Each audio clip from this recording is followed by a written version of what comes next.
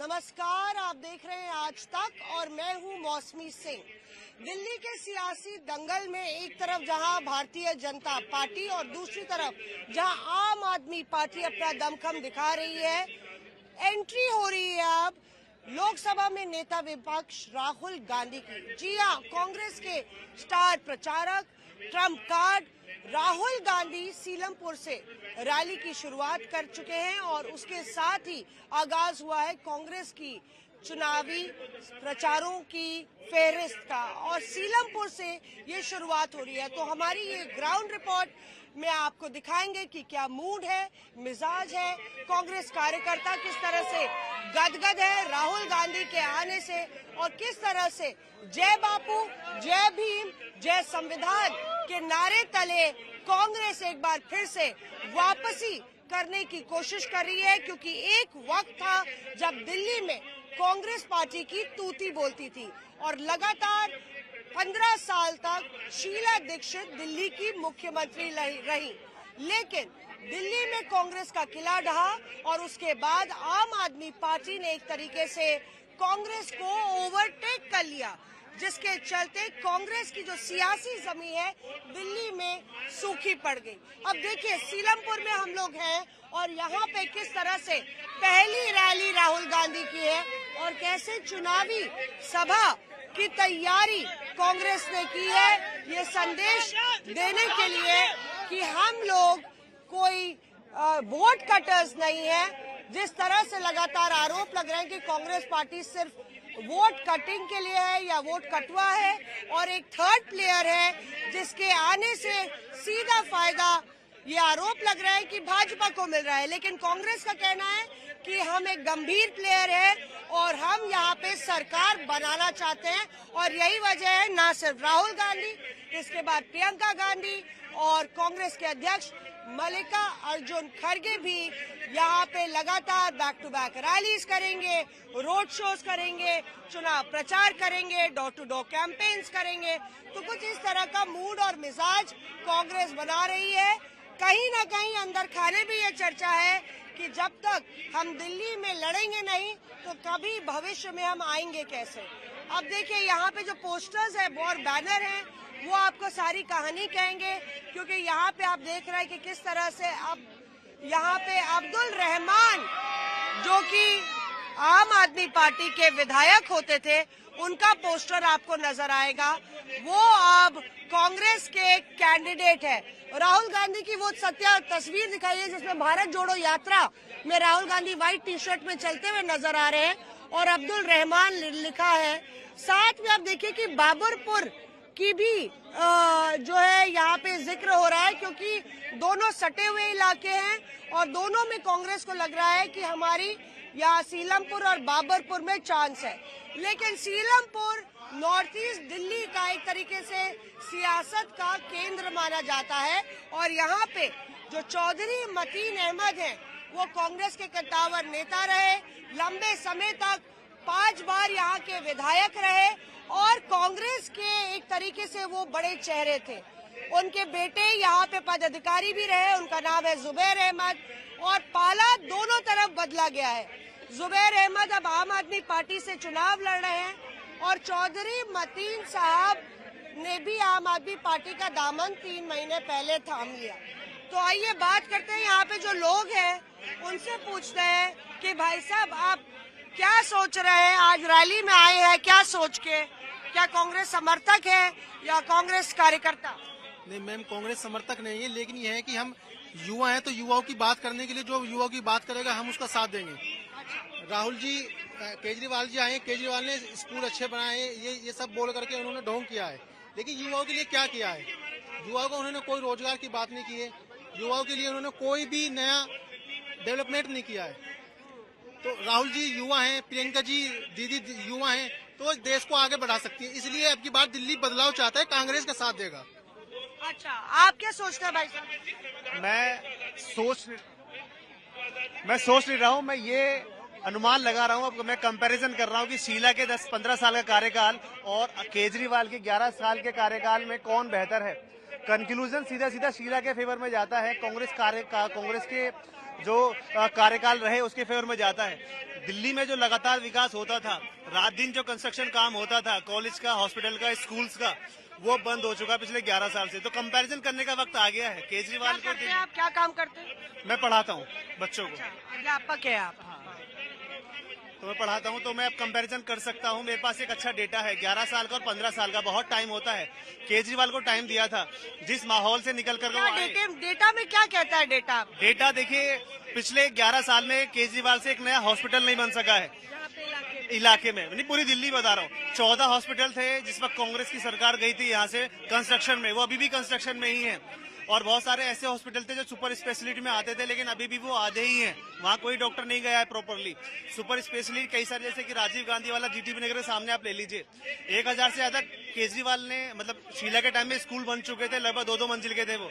अब केजरीवाल के टाइम में क्या हुआ, कुछ स्कूलों पर 100-200 स्कूलों पर 1-1 मंजिल एक्स्ट्रा चढ़ा के, टाइल लगवा के, और कुछ लोग बताते हैं कि उसका एक क्लास का कोर्स जो है 64 लाख तक जाता है। 64 लाख रुपए का एक क्लास बना है। तो आप देखिए कि रेस्ट ऑफ दी स्कूल जो है वो स्ट्रगल कर रहे हैं आज भी एक अच्छी एजुकेशन के लिए। एक कंपैरिजन ये है कि शीला जी के समय सीबीएसई में टॉप 10 के अंदर हमारा बोर्ड रहता था दिल्ली वाला, लेकिन अब नहीं है। अब तो टॉप 10 से ही बाहर हो चुका है, 10th का और 12th का। तो एजुकेशन का बेड़ा गर्क करने के बाद, क्योंकि स्टैंडर्ड रेशो होता है 35 का और 1 का। अब आप देखिए कि बहुत सारे दिल्ली में ऐसे स्कूल हैं, बहुत सारे बता रहा हूँ, जब बच्चे टीन शेड्स में बैठ रहे हैं और टीचर भी प्रॉपरली नहीं है वहाँ पर एडॉक पढ़ा रहे हैं, कॉन्ट्रैक्टर पढ़ा रहे हैं। तो एजुकेशन का कंपैरिजन आप करते हैं तो आप देखेंगे शीला जी का कार्यकाल मच बेटर, बहुत बढ़िया था केजरीवाल के कार्यकाल से।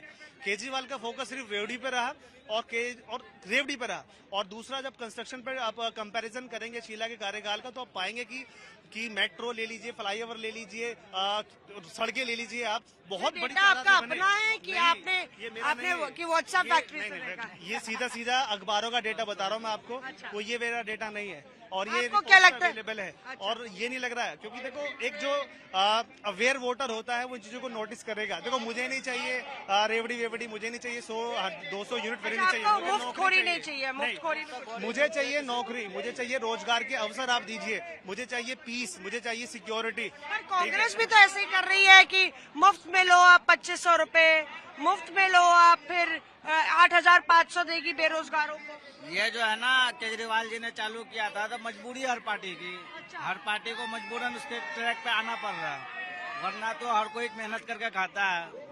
अगर 2000-2500 रुपए से क्या हो जाता महंगाई के टाइम में? 15 दिन का भी गुजारा नहीं होता। बाकी भाई साहब बताएंगे, भाई से पूछो। बाकी भाई साहब बताएंगे। नहीं, अब 1500 और 8500 रुपए जो कह रहे हैं ना, इसके वजह से कह रहा हूँ, ये भाई साहब से बेहतर बताएंगे। ये गलत है, ये गलत है। 200 यूनिट फ्री करके कमर्शियल पे 18-20 रुपए यूनिट बिजली बिल आ रहा है। हाँ, तो भाई साहब ये बताइए कि बीजेपी हो या कांग्रेस हो, वो भी तो वही केजरीवाल मॉडल अपना रही है जो फ्री बीज दी जा रही है। देखिए फ्री बीज में रही, देखिए ये जो प्यारी दीदी योजना अभी कांग्रेस ने जिक्र किया कि हम इतने रुपए देंगे दिल्ली वालों को, एक्चुअली में जो कर्नाटका में जो गृह लक्ष्मी योजना चल रही है, आई थिंक वो उसका रूप है दिल्ली वाला। रटा हुआ है आपको कांग्रेस का पूरा। देखो अखबार पढ़ते हैं, वैसा नहीं है कि हम, देखो आपको तो हम देखते नहीं है टीवी बिल्कुल भी, नेशनल मीडिया को तो हम कभी नहीं देखते हैं, अखबार जरूर पढ़ते हैं, वो भी द हिंदू और इंडियन एक्सप्रेस। तो उसमें जो आर्टिकल्स आते हैं उन आर्टिकल को कन्विंसिंग लगता है। हाँ, ये लगता है, नहीं ये रिसर्च बेस है। आप क्यों दे रहे हैं? जैसे अप्रेंटाइज वाला आया है, देखो युवाओं को जरूरत है एक सपोर्ट की, फाइनेंशियल सपोर्ट की, और एक लिमिटेड टाइम तक दे दीजिए आप।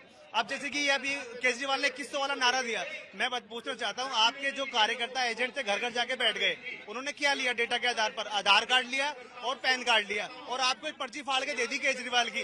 बैंक डील क्यों नहीं ली? और ये भी क्लियर क्यों नहीं करा कि भाई आपकी सरकार है, एक कैबिनेट की बैठक आप कर लीजिए, आप 1 महीने दे दीजिए।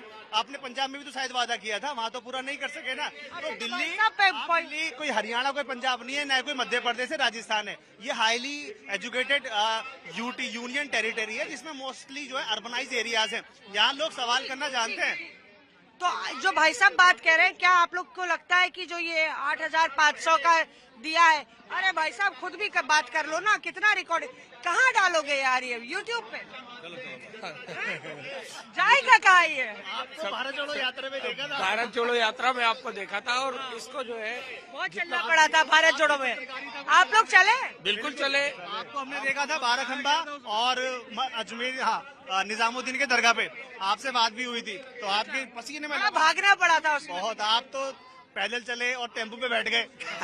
फिर पैदल चले, फिर बैठ गए, और हमने आपको कितनी बार नाम लेके पुकारा वहाँ, लेकिन आप साथ यहाँ तक आए, बहुत अच्छा लगा। और आपकी पत्रकारिता को सलाम है मेरा।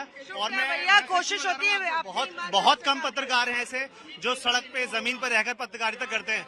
आपकी बातें बिल्कुल निष्पक्ष होती हैं, सवाल आपके निष्पक्ष होते हैं, मेरी तरफ से तो आपको सलाम। Thank you. इसीलिए हम चाहते हैं कि आप लोग भी बताइए कि जमीन में चल क्या रहा है। कांग्रेस यहाँ पर माहौल पूरा चेंज हो गया है।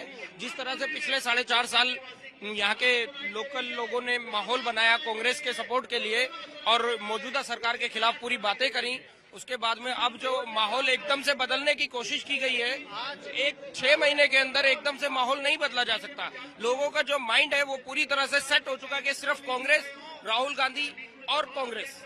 एक देखिए, एक युवा है जो बिल्कुल गिरे ही जा रहे हैं रेलिंग से, तो वो गिरे नहीं इससे पहले कि हम लोग उनके पास पहुंच जाते हैं। मौसमी सिंह जी, सबसे पहले आपका बहुत बहुत स्वागत है सीलमपुर विधानसभा में। मेरा सिंपल है, क्लियर है, आम आदमी पार्टी का सपोर्टर हूँ, उसे वोट दूंगा। राहुल गांधी जी को देखने के लिए आया था, सबसे मेन मुद्दा है। अच्छा, क्यों ऐसा क्यों आपको लगा कि राहुल गांधी? बड़े नेता हैं, आज छुट्टी थी ऑफिस की, भारत जोड़ो यात्रा में भी देखने गया था, चाहे मोदी जी की रैली उसमें भी जाता हूँ, अब देखने का तो हक बनता है। देखिए, दिल्ली का युवा वोटर कितना जागरूक है ये आम आदमी पार्टी के सपोर्टर, पर राहुल गांधी को देखने आए, सुनेंगे भी ना, सुनने भी आए। मैं 5:30 बजे के करीब आया था, 5 की टाइमिंग थी, बड़े नेता देर तो होती है। तो सबकी बात आप सुनेंगे, फिर वोट किसको करेंगे?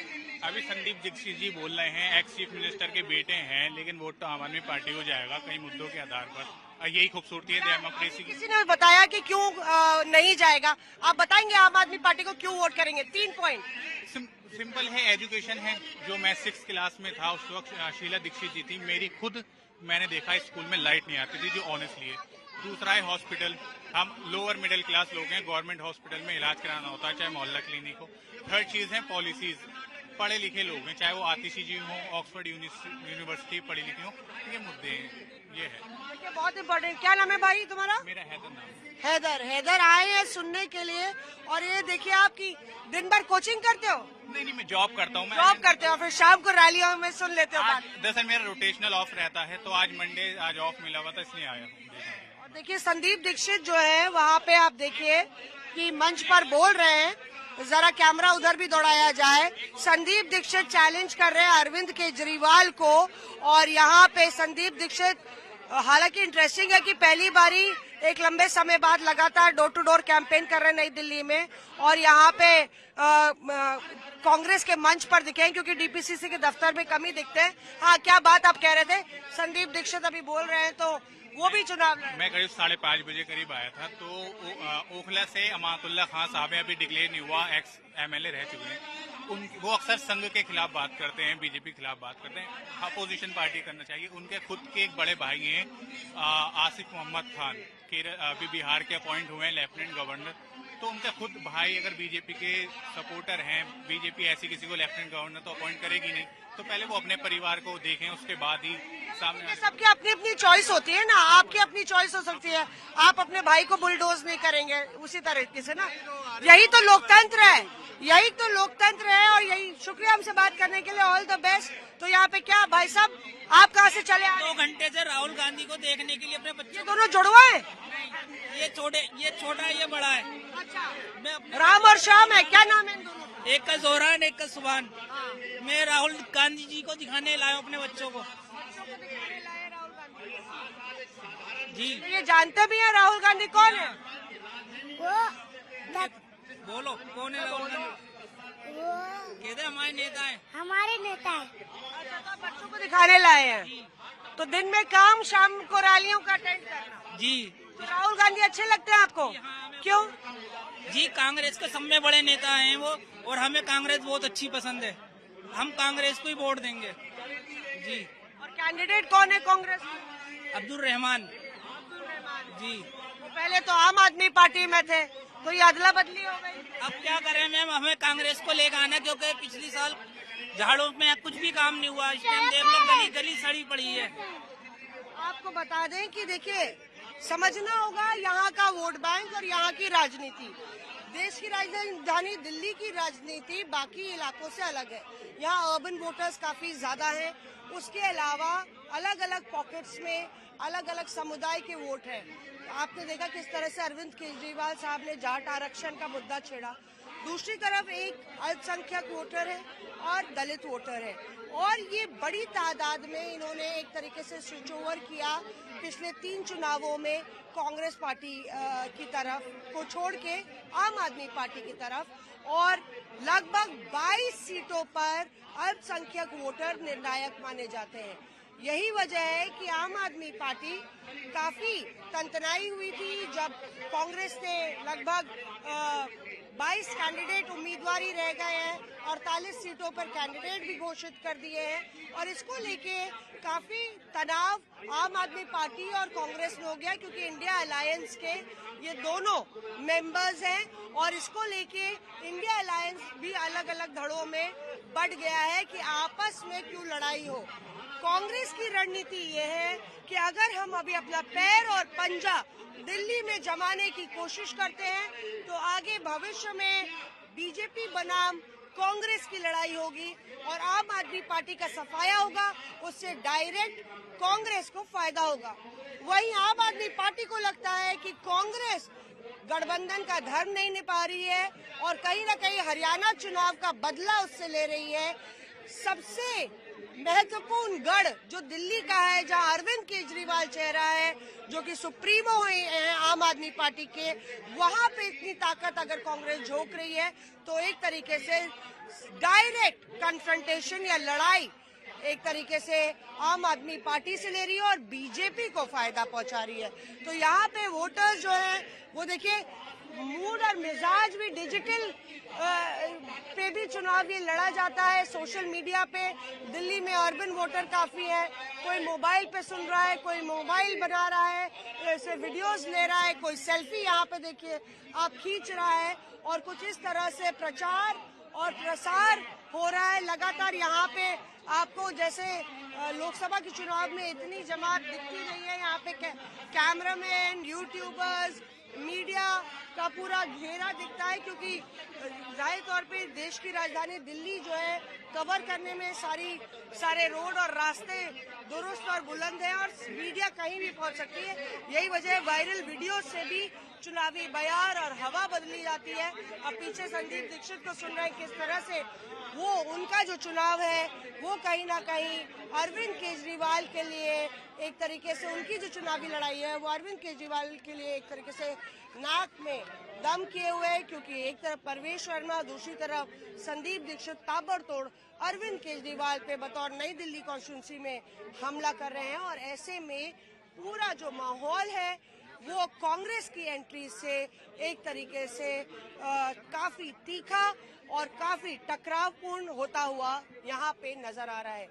सीलमपुर के ग्राउंड जीरो से हमारी ये स्पेशल इलेक्शन रिपोर्ट थी, और इसी तरह से हम जनता, वोटर्स, कार्यकर्ताओं का मूड और मिजाज आप तक पहुंचाते रहेंगे अपनी स्पेशल रिपोर्ट से। मौसमी सिंह, दिल्ली आज तक। जैसे कि मैं सो रहा हूँ तो पिताजी को जगाना है मुझे, तो वो डायरेक्ट उठाने के बजाय, और हिंसा की परंपरा मेरे यहाँ नहीं थी सौभाग्य से, तो वो क्या करते थे कि उस कमरे में आ जाएंगे या बाहर से गुजरेंगे और चौपाई बोलेंगे, प्रात काल उठ के रघुनाथा मात पिता गुरु नावही माता। कभी कभी मैं गुस्से में उठ करके अरे पापा चरण स्पर्श किया और सो गया, मैंने कहा अब मत उठाना।